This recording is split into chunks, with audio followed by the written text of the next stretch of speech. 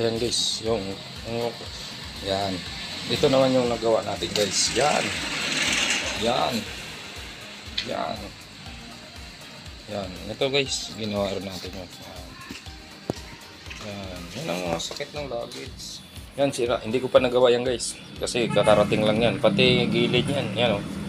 Yan. Diba? Sira din po yan. Yan. Yan. Yan. Yan. Okay. Mapapansin nyo po. Yung mga gawa natin. Ito. Yan. Diba? Ayan pa. Maraming tabosin. Yan. Nakatambak. O. Yan.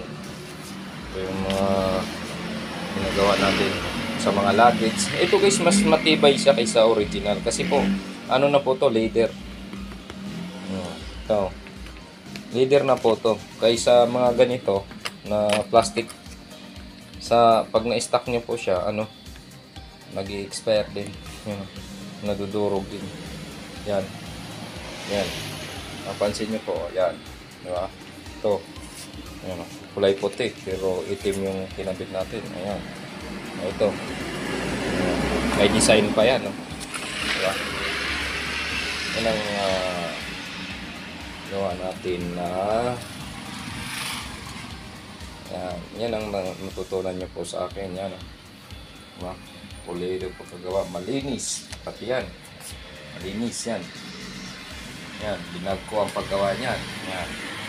Ngayon, ito po yung mga tanggap kong luggage na kadalasan.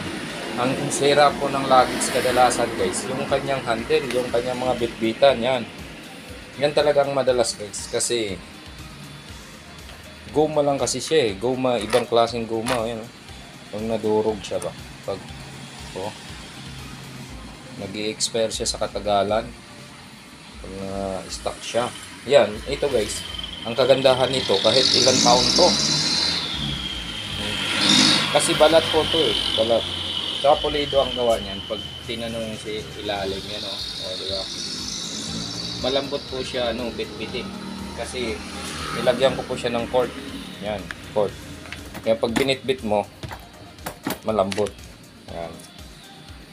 Yan ang kaibahan sa mga plastic tsaka sa leather. Kasi ang leather, sa tingin ko guys, hindi pa ako naka-experience na ang leather ay nadudurog o nag-i-expire. Talagang hindi pa nangyari sa akin yun. Kasi itong mga luggage na to guys, alam mo to, yung mga to guys, yun yung mga ginawaan ko na ba na na dito po nila tinuro sa akin.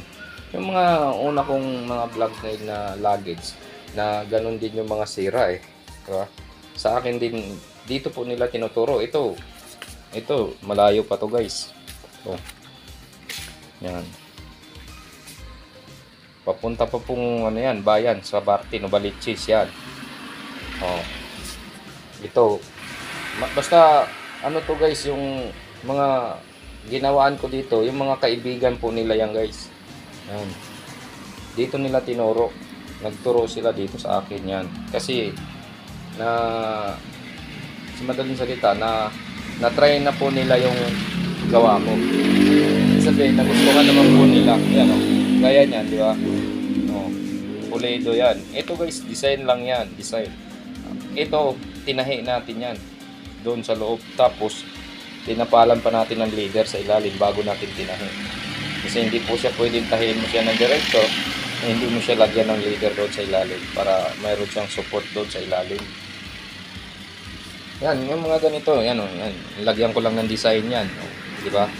Kasi hindi po siya pwedeng itahin natin siya ng makina, hindi natin siya magalaw-galaw o mapapihit-pihit. Kaya ang ginagawa niyan, minamano-mano pa yan, paulit-ulit doon sa ilalim. Ito, takip lang to. Dinikit lang natin yan para hindi makita yung tahi natin. Diba? Kaya mas matibay po yan siya kasi. Bakit ko nasabing matibay yan? Dahil marami na po akong ginawaan yan eh.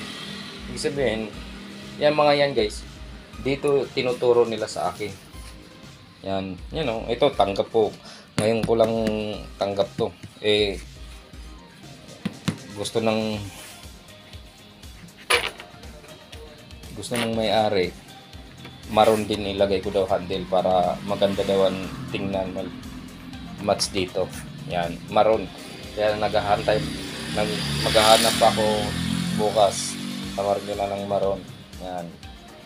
Yan ang kagandahan dyan. Yan o. Diba? Ito stock mo to ng ilang taon. Hindi mo basta mag-expire yan. Maliban lang siguro kung ito na yung bubigay. Basta ito guys, sigurado po ako matibay. Kasi, bakit ko nasabi guys, ang dami ko nang ginawa nito. Yan. Ang dami ko na pong ginawa niyan. Kita mo, pansinin mo yan, parang original. Makita nyo naman po sa vlog ko yan kung paano ko ginawa yan.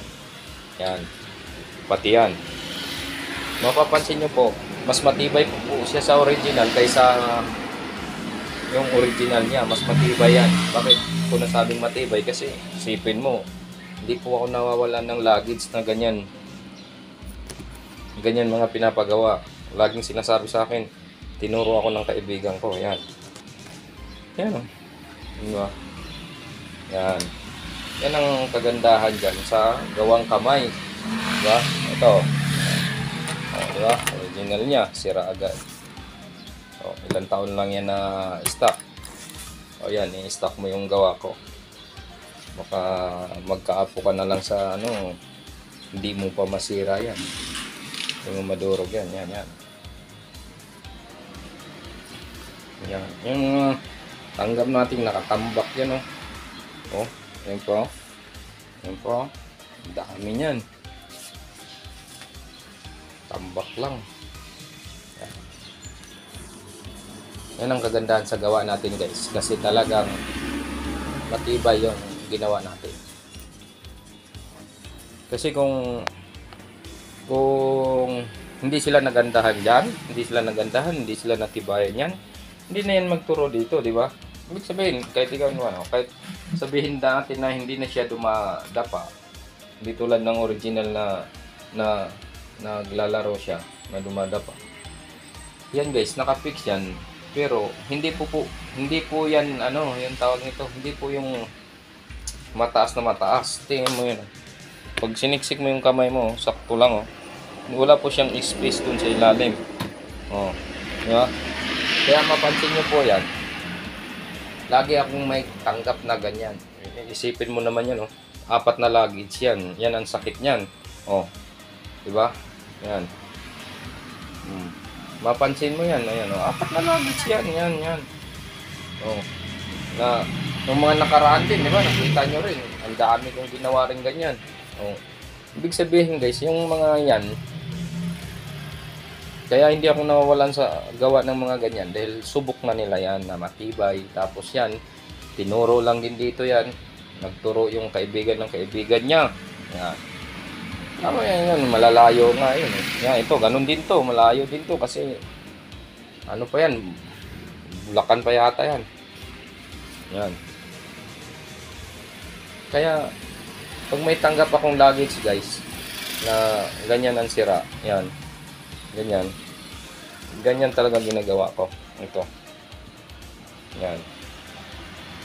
Kasi nasubukan ko kasi siya talagang matibay. Tapos, talagang pag kinuha ng customer ko guys, talagang nakangiti sila. Natuwa sila ba, na nagawaan ko ng paraan, na magagamit nila, na mas matibay pa sa original yung ginawa ko, di ba? So, ganun lang yun. Yung gusto mo talagang gusto mong balik original, ganyan. Yan, ibabalik mo sa original, wala din, di ba? Sayang lang yung pera mo pag ibalik mo pa rin yan.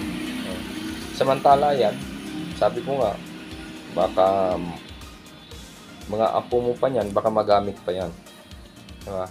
Ganyan katibay yung balat. Kasi yung balat natin guys, makapal yan. Hindi yan sabihin yung manipis na ginagawa yan sandals. Iba po yan, iba yan. Yung leader ko, yun yung ginagawa namin ng sinturon. Yung sinturon kong mga naka-display. Yan po, iba po ang balat niyan ha.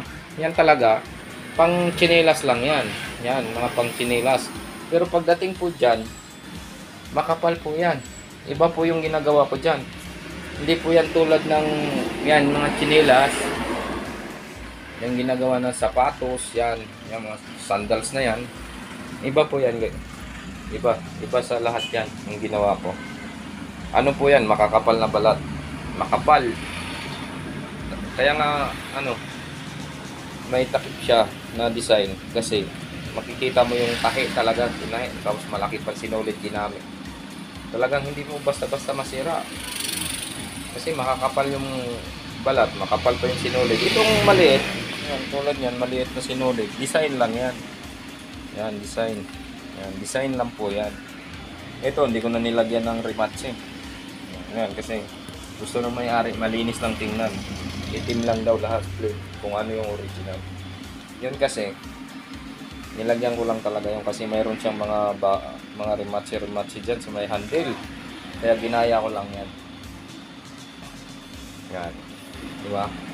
Diyan po kayo bilid sa gawa natin na matibay kumpara mo sa mga original talaga. Yan. Yan. Yung sinasabi ko sa inyo paulit-ulit na yan, pang chinelas po yan na leader. Ito yung ginagawa natin silturo. Makapal po yan. Mapansin nyo yan, makapal yan. Pag sinilip ng ganun, makapal. Di ba? Makapal po yan. Yan. Yan ang kagandahan ng gawa ng kamay. Yan. Kasi minsan, hindi maiwasan, mayroon pa rin nagtatanong sa aking mga upload na daw, matibay ba daw? Matibay talaga. Hindi lang daw. Talagang matibay po yan. Dahil yan mga yan, yun nga sabi ko sa inyo, paulit-ulit ko sinabi na yan mga yan, nire-rato lang yan dito sa akin. Tinuturo ba? Yun yung mga nagpagawa na dito. Yan. Yung mga nagpagawa na siyempre, magkakaibigan sila, yung kaibigan niya magturo din pupunta dito dahil nga siyempre quality yung pagkagawa natin, malinis naman, di ba?